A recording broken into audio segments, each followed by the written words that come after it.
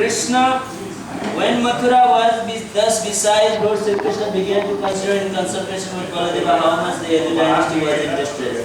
Being threatened by the attack of the formidable enemy Jarasandha and Kalavana, time was growing shorter. Kalavana was already beside Mathura from all sides, and it was expected that the day after Jarasandha would also come. Equipped with the same number of divisions of soldiers in his previous 15 attempts, Krishna was certain that Jarasandha would take advantage of the opportunity to capture Mathura, when it was also being besieged by Kalavana. He therefore thought it wise to take precautionary measure for defending against an attack upon Mathura from two strategic points. If both Krishna and Balarama were engaged in fighting with Kalavana at once, Jarasandha might come at another attack to the whole Yadu dynasty and take its revenge. Jarasandha was very powerful, and having been defeated 17 times, vengefully killed the members of the Yadu dynasty and arrest them and take them to the kingdom. Krishna therefore decided to construct a formidable fort where two-legged animal, man or woman could not enter. He decided to keep his relatives there so that he would then be free from fighting the enemy. It appears that formerly Dwaraka was also part of the kingdom of Mathura. In the Srimad Bhagavatam it is stated that Sri Krishna constructed the fort in the midst of the sea. The remains of the fort Krishna constructed still exist in the day. भगवान ने द्वारका में एक नगर बसाया, तो कैसे उन्होंने प्रवेश किया? Krishna first of all constructed a very strong wall covering 96 square miles, and then the wall itself was within the sea. It was certainly wonderful and was planned and constructed by Vishwakarma. No ordinary architect could construct such a fort within the sea. But an architect like Vishwakarma, who is considered to be the engineer among the demigods, can execute such wonderful craftsmanship anywhere in the universe. If huge planets can float in weightlessness in outer space by the arrangement of the Supreme Personality of Godhead, surely the architectural construction of the fort covering 96 square miles within the sea was not very wonderful.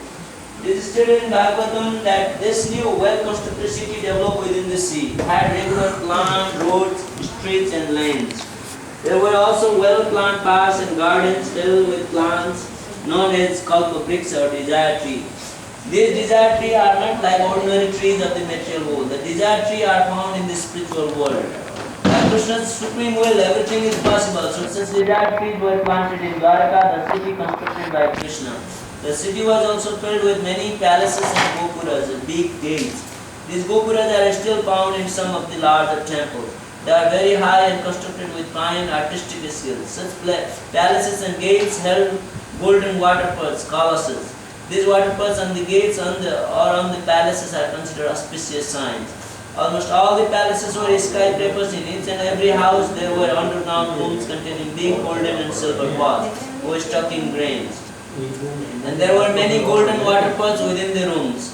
The bedrooms were all bedecked with jewels, and the floor were mosaic pavements of Marakata jewels. The Vishnu deity worshipped by the descendants of Edu was installed in each house in the city.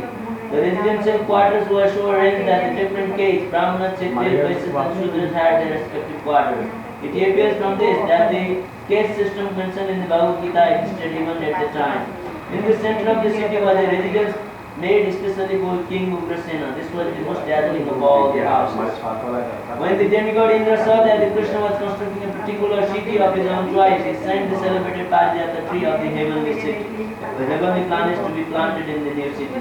And he also sent a parliamentary house to Dharma. The specific quality of this assembly house was that anyone participating in the meeting within it would overcome the influence of invalidity due to old age. The demigod Varuna presented a horse which was all white except for black ears and which could run at the speed of the mind.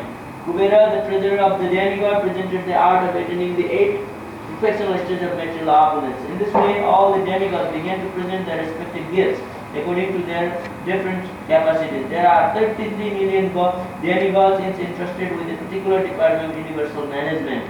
All the demigods took the opportunity of the Supreme Personality of Godhead constructing a city of his own choice to present their respective gifts, making the city of Dwaraka unique within the universe. This proves that while there are undoubtedly innumerable demigods, none of them is dependent of Krishna. As stated in Chaitanya, Krishna is the Supreme Master and all others are his servants. So all the demigods took the opportunity to render service to Krishna when he was personally present within this universe.